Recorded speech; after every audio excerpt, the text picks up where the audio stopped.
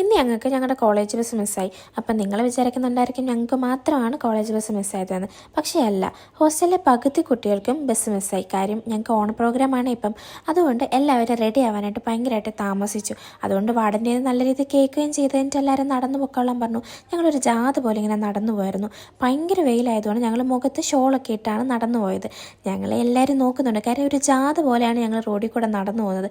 ഞങ്ങൾ അത്യാവശ്യം കുറച്ച് പിള്ളേരും ഉണ്ടായിരുന്നു. കാര്യം എല്ലാവർക്കും ബസ് മിസ്സായി. വെയിൽ കൊള്ളാതിരിക്കാൻ വേണ്ടി ഞങ്ങളൊരു ഇടവഴി കൂടാണ് പോയത്.